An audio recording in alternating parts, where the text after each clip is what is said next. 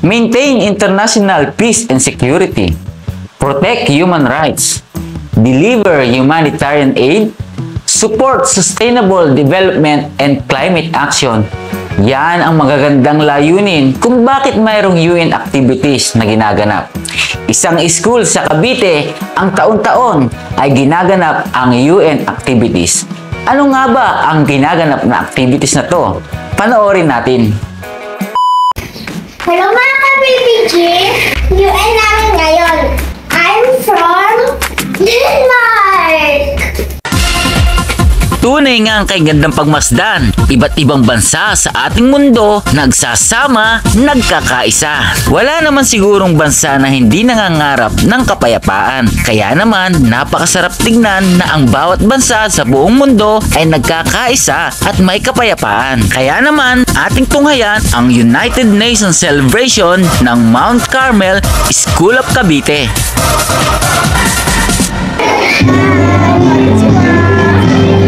United Nations, ito ay samahan ng mga iba't ibang bansa, no?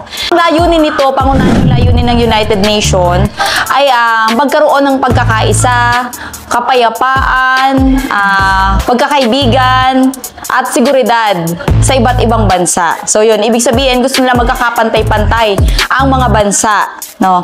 At walang awayan. So ibig sabihin world peace ang layunin ng United Nations.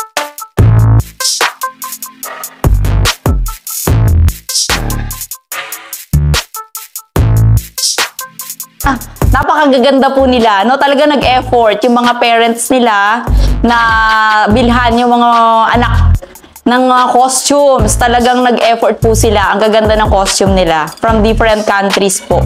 Yung kanilang mga costume and their presentations na rin po. Kada grade level.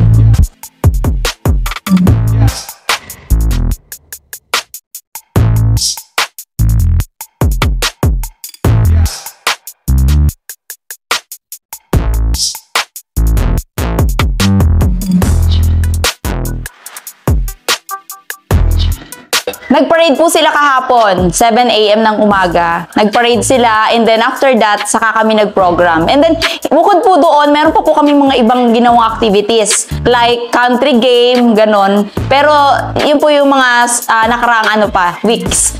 Country game, balloon relay, kasi nag-ano kami, it's about team building. Kasi it's about unity pa rin eh. Yun.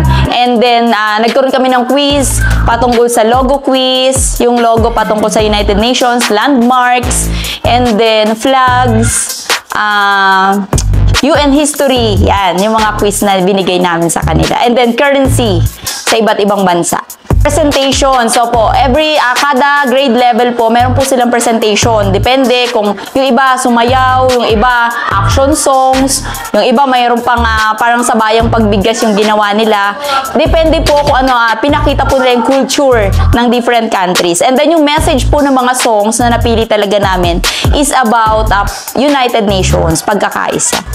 At sino namang magulang ang hindi matutuwa kung makikita nila ang kanilang anak na nagpe-perform ng kanilang mga talent habang suot-suot ang kanilang national costume.